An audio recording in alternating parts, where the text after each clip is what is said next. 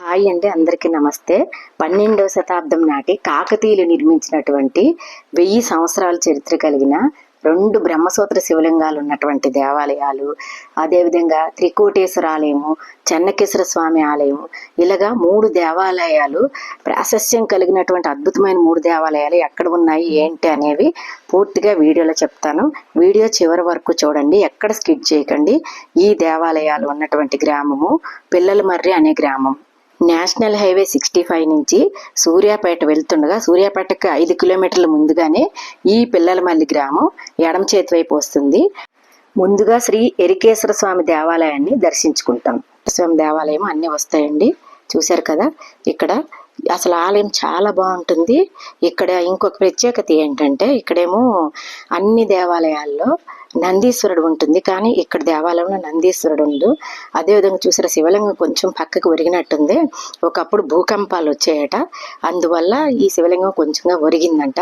ఈ కాకతీయుల శిల్పకళ చూస్తే మనకి అసలు చాలా ఆనందం అనిపిస్తుంది. ఎక్కడ చూసినా అదే శిల్పకళతో అడుగు అడుగు ఇంచి కూడా శిల్పకళతోటి ఎంత బాగుందో చూడండి.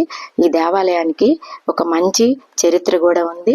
మొత్తం ఈ చరిత్ర అంతా ఇక్కడ ఉన్నటువంటి ఈ అర్చక స్వామి వారు చెప్తారు, వినండి. శ్రీ గురుభ్యో నమః. వాగర్థావివ సంపృక్తం వాగర్థ ప్రతిపత్తయే జగర పితర వందే పార్వతీ పరమేశ్వరు. చారిత్రాత్మకమైనటువంటి 12వ శతాబ్ద కాకతీయ కాలంలో ప్రతిష్ఠింపబడి నేటి వరకు కూడా విశేష పూజలు అందుకుంటున్నటువంటి పిల్లలమర్రి శివాలయంలో మనకు కాకతీయులు ఇక్కడ లక్షల ఎకరాలలో రాజ్యాన్ని స్థాపించినప్పుడు ఇక్కడ మొత్తం మనకు ప్రధానంగా 4 ఆలయాలని ప్రతిష్ఠించడం జరిగింది. ఒకటి వచ్చేసి మనకి శ్రీ ఎరకేశ్వర స్వామి ఆలయం, రెండోది శ్రీ మహాదేవ నామేశ్వర స్వామి ఆలయం, తర్వాత మూడోది శ్రీ మనకి త్రికూటేశ్వర ఆలయం. ఇక్కడ మనకి విశేషం ఏంటయ్యా అంటే, మనకు 2 శివలింగాలకు మధ్యలో గీత ఉంటుంది, దాన్ని బ్రహ్మసూత్రం అంటారు. అంటే చాగంటి కోటేశ్వరరావు గారు చెప్పినట్టుగా మనకు సాధారణంగా ఎక్కడైనా ఆలయంలో ఒకటి మాత్రమే మనకు ఉండడం చాలా అదృష్టం. కానీ మనకి ఈ యొక్క పిల్లలమర్రిలో మనకు 2 శివలింగాలకి కూడా బ్రహ్మసూత్రం ఉండడం అనేది చాలా విశేషమైంది, అత్యంత శక్తివంతమైంది. ఈ యొక్క ఆలయంలో మనకి 365 రోజులు కూడా స్వామివారికి రుద్రాభిషేకాలు నిర్వహించడం జరుగుతుంది. తర్వాత ప్రతి అమావాస్య ముందు వచ్చేటువంటి త్రయోదశికి నందీశ్వరుడికి అభిషేకం ఉంటుంది. మనకి గత 4 సంవత్సరాలు పూర్తి చేసుకొని ఈసారి ఆషాఢ మాసం వారాహి నవరాత్రులు 15వ తారీఖు నుంచి జూలై 23వ తారీఖు వరకు కూడా 5వ సంవత్సరాన్ని కూడా ఎంతో వైభవంగా మన యొక్క పిల్లలమర్రి శివాలయంలో ప్రారంభించడం జరుగుతుంది. తర్వాత మనకు ప్రతి శివరాత్రికి కూడా ఒక రోజు ముందు నుండి 5 రోజుల వరకు ఇక్కడ జాతర నిర్వహించడం జరుగుతుంది. గణపతి పూజ వంటి కార్యక్రమాలతో మొదలై కళ్యాణోత్సవం, ఒకరోజు అగ్నిగుండాలు, ఒకరోజు రథోత్సవం, ఇంకొక రోజు త్రిశూల స్నానం, ఏకాంత సేవ వంటి కార్యక్రమాలతో ఈ 5 రోజులు కూడా జాతర ఇక్కడ ముగుస్తుంది. మన కార్తీక మాసంలో 1 నెల రోజుల పూట కూడా విశేషమైనటువంటి కార్యక్రమాలు ఇక్కడ నిర్వహించడం జరుగుతుంది. మనకి ఇక్కడ విశేషం ఎరకేశ్వర స్వామి ఆలయంలో మరియు నామేశ్వర స్వామి ఆలయంలో శివలింగానికి ఎదురుగా మనకు నందీశ్వరుడు దర్శనం ఇవ్వడు. ఇక్కడ నాట్య మండపం అని మనకు ఉంటుంది. పూర్వకాలంలో కన్యలు ఎలాగైతే నాట్యం చేసేవాళ్ళో ఆ నాట్య మండపాన్ని మనం చూడవచ్చు. ఆ నాట్య మండపంలో 4 స్తంభాలు మనకి ప్రతిష్ఠించారు. ఆ 4 స్తంభాలు కూడా మనకు సప్తస్వరాలు వస్తాయి. అంటే సాధారణంగా మనకు స్టోన్ అనేది 5% మాత్రమే సౌండ్ వినపడుతుంది. కానీ ఇక్కడ ఉన్నటువంటి 2 ఆలయాల్లో ఉన్నటువంటి స్తంభాలకి సప్తస్వరాలు మనకు రావడం ఇక్కడ మనం గమనించవచ్చు. తర్వాత ఈ యొక్క క్షేత్రంలో మనకి పూర్వకాలంలో అప్పుడు రాజులు వేసినటువంటి ఆర్ట్ని మనం చూడవచ్చు. అంటే 2 తెలుగు రాష్ట్రాల్లో మనకి ఇది మొదటి స్థలం. ఇక్కడ మనకి ఒకవైపు క్షీరసాగర మదనం, మరియు వైపు మహాభారత యుద్ధం వంటి ఆర్ట్ని మనం ఇన్ని 1000 సంవత్సరాల తర్వాత కూడా మనం ఇక్కడ దర్శించవచ్చు. కాబట్టి ఇంత విశేషమైనటువంటి క్షేత్రాన్ని మీరందరూ కూడా దర్శించి స్వామివారి యొక్క అనుగ్రహానికి పాత్రులు కావాల్సిందిగా కోరుతున్నాం. ఇట్లు ఆలయ వంశపారంపర్య ప్రధాన అర్చకులు మునగలేటి సంతోష్ శర్మ. ఈ 4 స్తంభాల మీద సప్తస్వరాలు వినిపిస్తాయటండి. రాగి కాయిన్ అయితే బాగా సౌండ్ వస్తాయని చెప్తున్నారు. ఇప్పుడు మన దగ్గర రాగి కాయిన్స్ లేవు కదా, ఏదో మనం జస్ట్ ఇలాగా వినడమే. చూసారు, సౌండ్ కూడా చక్కగా వస్తుంది మనకి. సౌండ్ చూసారా, రాతి సౌండ్ అయితే ఇలా రాదు, ఏదో ఐరన్ దాని మీద ఇట్లా స్వరం వస్తున్నట్టు వస్తుంది. భలే ఉంది. ఇది నాట్య మండపం అన్నమాట. 4 స్తంభాలు చూసారా. అయ్యగారు చెప్పినట్టు ఎక్కడ శివాలయంలోనే ఎదురుగా నందీశ్వరుడు ఉంటుంది, ఇక్కడ నందీశ్వరుడు లేదు. ఇది ఇక్కడ విశేషం.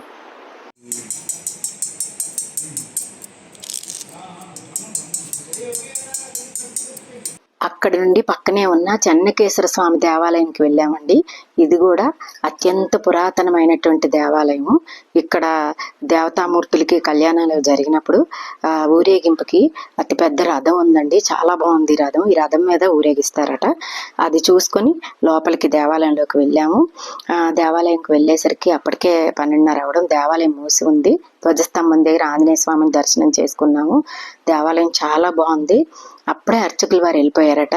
ఇక మాకెందుకో దేవుని చూడలేదే అని మాకు మనసు ఒప్పలేదు. పైకి వెళ్ళి లోపల డోర్లోంచి చిన్న హోల్ ఉంది. హోల్లోంచి దేవుని చూసాం, కనిపిస్తుంది. కనిపించేసరికి ఇంకా వెంటనే వీడియో తీసాము. చూశారు కదా, చెన్నకేశ్వర స్వామి పక్కనే అమ్మవారు. అసలు చాలా బాగుంది. ఎలాగైతేనే దేవుడు మాకు దర్శనం ఇచ్చాడు. ఇక్కడ ఈ దేవాలయాన్ని దర్శనం చేసుకొని ఆ పక్కనే ఉన్నటువంటి త్రికోటేశ్వర ఆలయము, నామేశ్వర ఆలయంకి రెండింటికి వెళ్ళామండి. చూశారు కదా, ఇది మహాదేవ నామేశ్వర ఆలయం అండి. ఎరికేశ్వర స్వామి, నామేశ్వర స్వామి ఈ రెండు దేవాలయాల్లో కూడా నందీశ్వరుడు ఉండదండి. మిగతా ఇంకా త్రికోటేశ్వర ఆలయం పక్కనే ఉంది, దానిలో మాత్రం నందీశ్వరుడు ఉంటుంది. ఇది ఇక్కడ దేవాలయం యొక్క ప్రత్యేకతలండి. చూశారు కదా, ఎంత కాకతీయులు ఒక చిత్ర కళ ఎలా ఉందో, శిల్పకళ. ఇక్కడ చూసారా, గుమ్మం దగ్గర కూడా ఎంత చక్కగా గుమ్మాన్ని చక్కగా చెక్కారో శిల్పకళతో. అసలు ఈ దేవాలయాలు ఇంతటి ప్రఖ్యాతి చెందినటువంటి దేవాలయాలు చూడడం మన అదృష్టం. మన భారతదేశంలో ఉండడం ఇంకా మన అదృష్టం అండి. ఆ ఊరి జనాలు ఎంత పుణ్యం చేసుకున్నారో. 3 అద్భుతమైన దేవాలయాలు ఉన్నాయి ఇక్కడ. వరి పంట పండేటప్పుడు ఆ వరి తాలూకా ఎన్నుల్ని ఇట్లా దేవుడికి తోరణంగా కడతారటండి. వాటిని పిచ్చుకలు అయ్యి వచ్చి చక్కగా తింటాయట. ఇక్కడ కూడా స్వామివారిని చూశారు కదా, ఇది కూడా బ్రహ్మసూత్ర శివలింగం. ఆ ఎరికేశ్వర స్వామి, నామేశ్వర స్వామి 2 దేవాలయాల్లోన బ్రహ్మసూత్ర శివలింగాలు ఉన్నాయండి. ఇంతటి ఈ ప్రఖ్యాతి చెందినటువంటి దేవాలయాల్ని అందరూ దర్శనం చేసుకోవాలి. ఈ దేవాలయాలకి ఒక చరిత్ర కూడా ఉందండి. ఇక్కడ పూర్వం ఒక పిల్లల మర్రి ఒక 7 ఎకరాల్లో విస్తరించి ఉండేదటండి. ఆ 7 ఎకరాలు భూకంపం వచ్చినప్పుడు మొత్తం మర్రి చెట్టు ఓడలతో సహా కూలిపోయిందంట. దాని కిందటువంటి చాలా నిధులు దొరికాయటండి. ఆ నిధులతోటి ఇక్కడ దేవాలయాన్ని నిర్మించారంట. ఈ దేవాలయాన్ని బేతిరెడ్డి అనే ఆయన కాకతీయుల దగ్గర ఉండేవాడంట. ఆయన నిర్మించాడట. ఆయన ఒక ఎరుకలామని పెళ్లి చేసుకున్నాడట. ఆయన తలకు భార్య మీద ప్రేమతో భార్య పేరు మీదుగా ఎరికేశ్వర స్వామి అని చెప్పి ఈ దేవాలయానికి పేరు పెట్టాడటండి. ఇది దేవాలయం చరిత్ర. అదేవిధంగా ఇక్కడ మా ఓడలమర్రి ఉన్న ప్లేస్లో వెలిసింది కాబట్టి దేవాలయానికి ఓడలమర్రి అని పేరు వచ్చిందండి. చూశారు కదా, ఎంత బాగుంది. ఇక్కడ ఇది త్రికోటేశ్వర ఆలయంలో నందీశ్వరుడు ఉంటుంది. ఈ త్రికోటేశ్వర ఆలయంలో 3 కూడా శివలింగాలు ఉంటాయండి. 3 పక్కల 3 శివలింగాలు ఉంటాయి. అద్భుతమైనటువంటి శిల్పకళతో కూడినటువంటి ఈ దేవాలయాల్ని మనం చూడాలండి. చూడండి, చాలా బాగుంది దేవాలయం. 3 వైపులా కూడా శివలింగాలతో ఉంటుంది. ఇక్కడ నందీశ్వరుడికి ఇంకో చరిత్ర ఉందండి. నందీశ్వరుడు ఒక పక్క చూసినట్టే ఉంటుంది. అంటే ఒక కన్నుతో 2 శివలింగాల్ని, ఇంకొక కన్నుతో ఒక శివలింగాన్ని ఆ విధంగా చూసేలాగా నందీశ్వరుడిని ప్రతిష్ఠించారటండి. అంతటి చరిత్ర కలిగినటువంటి ఈ ప్రఖ్యాతి చెందినటువంటి ఈ పిల్లల మర్రి దేవాలయాన్ని ప్రతి ఒక్కరూ చక్కగా దర్శనం చేసుకోండి. నా ఛానల్ సబ్స్క్రైబ్ చేసుకోండి. నా వీడియోలన్నీ మీరు చూసి లైక్ చేయండి. చూడండి, చూసారు నందీశ్వరుడు, నేను ఇంతకుముందు చెప్పాను కదా, ఒక కన్ను 2 శివలింగాల్ని, ఇంకొక కన్ను ఒక శివలింగాన్ని చూస్తుందట.